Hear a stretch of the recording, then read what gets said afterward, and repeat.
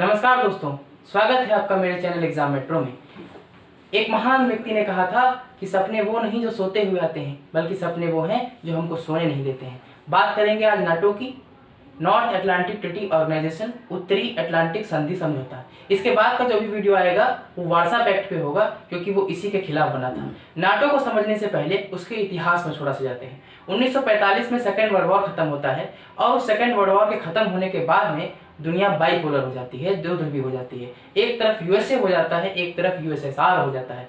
और वो USSR, Soviet संघ, पूर्वी यूरोप से अपनी सेनाएं हटाने से मना कर देता है, साम्यवाद को थोपने का प्रयास करता है और यूएसए को बहाना मिल जाता है सोवियत संघ और अर्थात साम्यवाद के खिलाफ। क्योंकि ये जो दो बाइपोलर हुए थे, ये दो विचारधाराओं को लेके हुए थे।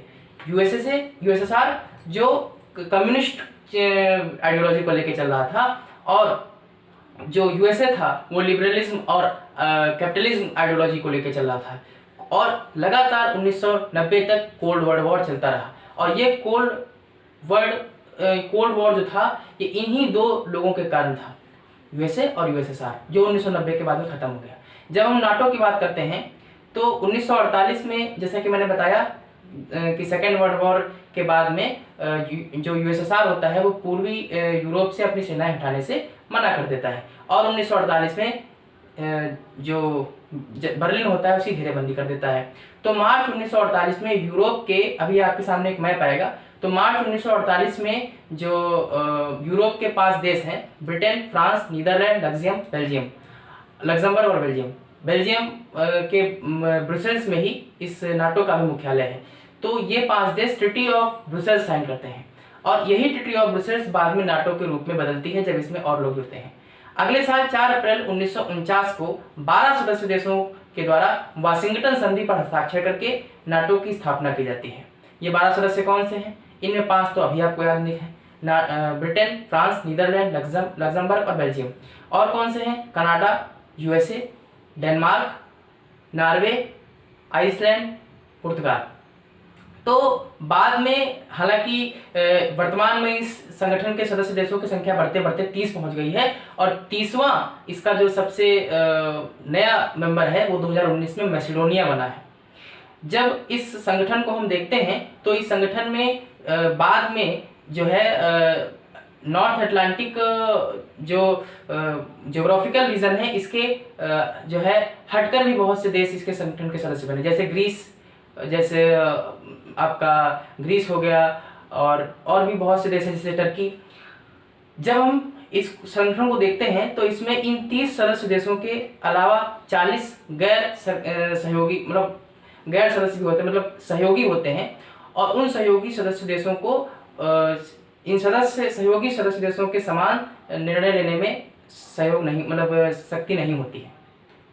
साथ ही जब हम इस संगठन को देखते हैं तो इनके कंट्रीज को 2 पार्ट में बांट सकते हैं। एक तो जो है इनका डेलीगेशन का फॉर्म और एक इनका मिलिट्री का फॉर्म। जो डेलीगेशन का फॉर्म है उसमें भी 2 चीजें हैं। कौन सी? एक तो है न्यूक्लियर पॉलिसी के लिए और एक है जो नॉर्थ अटलांटिक है इसकी काउंसिल के लिए, और इनके नीचे सबऑर्डिनेट बॉडीज भी आती हैं। बाकी जब हम देखेंगे मिलिट्री रिप्रेजेंटेशन के लिए तो इसके एक जो है इस मिलिट्री रिप्रेजेंटेशन के लिए भी एक कमेटी होती है। साथ ही इस पूरे को देखने वाला एक सेक्रेटरी जनरल होता है, महासचिव होता है। जब हम इन चीज़ों की बात करते हैं तो हम देखते हैं कि इसका क्यों ये संगठन बना क्यों था। तो इस संगठन का बनने का मेन उद्देश्य था कि साम्यवाद के प्रसार को रोकना, जो यूएसएसआर का लगातार दायरा बढ़ रहा था उसको रोकना। जब 1990 में सोवियत संघ का विघटन होता है तो उस सोवियत संघ के बहुत से सदस्य देश भी इस संगठन का सदस्य बनते हैं, जैसे Estonia, Latvia, Lithuania, Romania, Bulgaria और भी बहुत से देश इस सदस्य जो यूएसएसआर के खेमे में थे उसके टूटने के बाद में इस संगठन का सदस्य बनते हैं। आज हमने बात की है इस नाटो पे, जिसका नाम है नॉर्थ अटलांटिक ट्रीटी ऑर्गेनाइजेशन, जो कि अंतर सरकारी संगठन है और एक बड़ा संगठन है।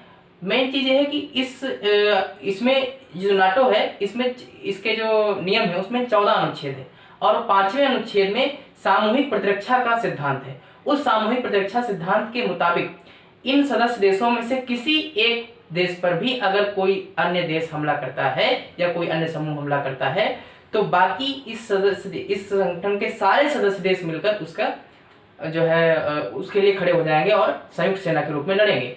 ये इसका मेन मोटो था अनुच्छेद 5 के तहत सामूहिक प्रतिरक्षा के तहत। हमने इस संगठन को समझा, नाटो को बहुत ही सरल वे में समझा। अगला वीडियो जब आएगा इसी से रिलेटेड, जो इसके वार्सा पैक्ट में आएगा, जो 1955 में यूएसएसआर बनाता है, इसके जो है इसके मतलब अपोजिट, इसको बैलेंस करने के लिए अपनी तरफ से। तो अगले वीडियो में हम वार्सा पैक्ट पे बात करेंगे। तब तक के लिए धन्यवाद। वीडियो को लाइक, सब्सक्राइब, कमेंट और शेयर कीजिए। अच्छा लगे तो सब्सक्राइब कीजिए, क्योंकि व्यूज़ तो बहुत आते हैं पर सब्सक्राइबर नहीं होते हैं, ज़्यादा नहीं बढ़ रहे होते हैं, तो थोड़ा सा मनोबल कम होता है। बाकी आपकी इच्छा। वीडियो सब्सक्राइब कीजिए, लाइक कीजिए। धन्यवाद।